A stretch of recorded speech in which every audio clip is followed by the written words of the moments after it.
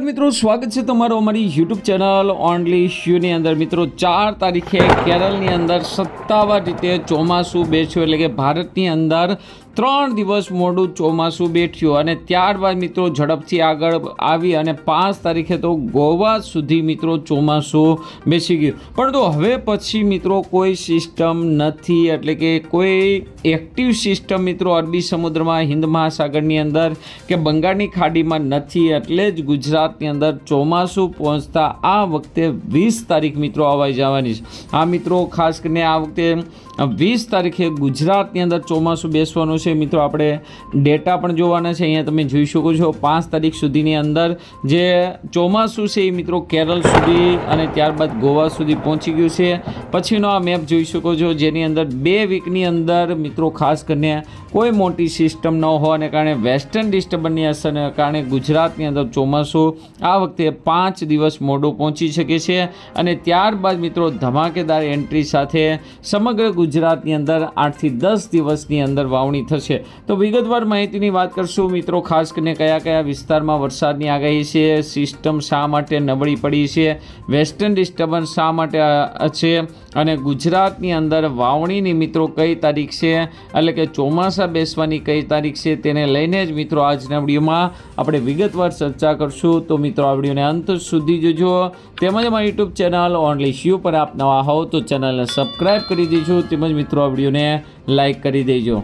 મિત્રો તમને પહેલાં 2 મેપ બતાવી દો, અહીંયા તમે જોઈ શકો છો 3 તારીખ સુધીની અંદર ચોમાસું ભારતની અંદર પહોંચ્યું નહોતું, પરંતુ ખાસ કરીને 4 જૂને ચોમાસું એટલું બધું એક્ટિવ થઈ ગયું કે આખું કેરળ રાજ્યને મિત્રો કવર કરી લીધું અને 5 તારીખે તો તમે જોઈ શકો છો અરેબિયન સમુદ્રની અંદર એક જોરદાર મિત્રો સિસ્ટમ બની છે અને તેને હિસાબે મિત્રો ગોવા સુધી અને મિત્રો તમિલનાડુ, કર્ણાટકના કેટલાક ભાગોને કવર કરી લીધું। પરંતુ હવે પછી મિત્રો બંગાળની ખાડીમાં કોઈ મોટી સિસ્ટમ નથી, એટલે નબળું પડશે મિત્રો। એને લઈને જ મિત્રો આ મેપ છે આજે જાહેર કરવામાં આવ્યો છે।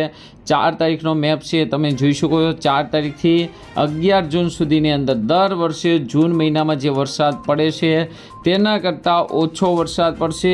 આ સિવાય તમે 11 તારીખથી 18 તારીખનો મેપ જોઈ શકો છો, જેની અંદર પણ ગુજરાતમાં પીળો કલરનો ભાગ છે। એનો મતલબ એમ કે દર વખતે આ તારીખોમાં જેવો વરસાદ પડે છે તેની કરતાં ઓછો વરસાદ પડશે અને એ પ્રમાણે મિત્રો જોઈ શકો છો 18 તારીખે કોઈ વરસાદની આગાહી નથી।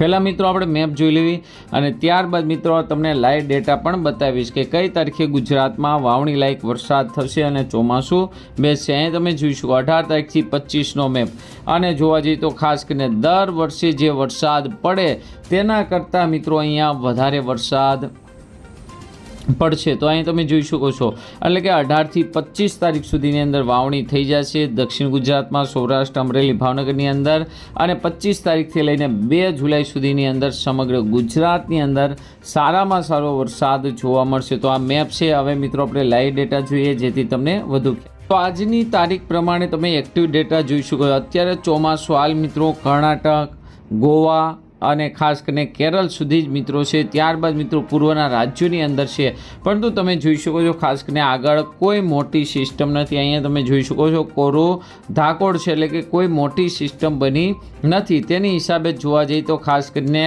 પવનો છે એ વાયરો છે એ ફૂંકાયેલો રહેશે। અહીંયા તમે જોઈ શકો છો કે આપણે જે વાત કરી હતી કે ખાસ કરીને 7 તારીખ સુધીની અંદર મહારાષ્ટ્ર સુધી ચોમાસું પહોંચી જશે, પરંતુ ત્યાં આવીને અટકી જાય। જો કે આમ તો દર વર્ષે મિત્રો આ પરિસ્થિતિ જોવા મળે છે, ચોમાસું છે કે મિત્રો ગોવા વટી અને મહારાષ્ટ્ર સુધી પહોંચી જાય છે, પરંતુ મુંબઈ અને મુંબઈથી ગુજરાત સુધી પહોંચતા ખૂબ જ વાર લાગતી હોય। 10 તારીખ સુધીની અંદર આમ તો ચોમાસું ખાસ કરીને મુંબઈ સુધી એટલે કે મહારાષ્ટ્રની અંદર એન્ટ્રી કરી લેતું હોય છે। તો એ તારીખ પ્રમાણે જોવા જોઈએ તો ખાસ કરીને ત્યાં છે એ જોવા મળશે, પરંતુ ત્યાર પછી મિત્રો ઉપલા લેવલે જોવા મળી રહ્યા વેસ્ટર્ન ડિસ્ટર્બન્સ અહીંયા તમે જોઈ શકો છો। વેસ્ટર્ન ડિસ્ટર્બન્સના ખાસ કરીને ધક્કોને કારણે ગુજરાતની અંદર મિત્રો ચોમાસું 10 તારીખ છે, અહીંયા તમે 14 અને 15 તારીખે તમે જોઈ શકો છો કોઈ મિત્રો અંધાણ મળી રહ્યા નથી, એટલે કે પ્રી મોન્સૂનની એક્ટિવિટી ચાલુ રહેશે। પવનની દિશા છે તમે જોઈ શકો છો ખૂબ જ તેજ પવન 50 થી 60 કિલોમીટરની ઝડપે પવન ફૂંકાશે અને આ પવન છે એ જ મિત્રો વરસાદ લાવશે, એટલે કે ખાસ કરીને 7 દિવસ સુધી પવન ફૂંકાશે. અને ત્યારબાદ તમે જોઈ શકો છો નીચલા લેવલે અહીંયા તમે જોઈ શકો છો કે પહેલાં જે કોઈ સિસ્ટમ નહોતી, હવે મિત્રો આ સિસ્ટમ બની ગઈ છે અને તે ધીમે ધીમે મિત્રો આગળ ગુજરાત તરફ આવશે અને આ બાજુથીને પણ મિત્રો જે ખાસ કરીને ચોમાસાની પાંખ છે એ ઊંચકાશે અને સમગ્ર ગુજરાતની અંદર મિત્રો જોવા જઈએ તો આપણે 20 તારીખની મિત્રો અહીંયા તમને ગણતરી કરીએ કે 20 તારીખ સુધીની અંદર ગુજરાતની અંદર ચોમાસું છે એ ખાસ કરીને બેસી જશે, દક્ષિણ ગુજરાતની અંદર બેસશે. ત્યારબાદ મિત્રો ધીમે ધીમે ગુજરાત પછી સૌરાષ્ટ્રની વાત કરીએ તો 21 તારીખથી લઈને 25 તારીખ સુધીની અંદર સૌરાષ્ટ્રની અંદર સારામાં સારો વાવણી લાયક વરસાદ પડશે.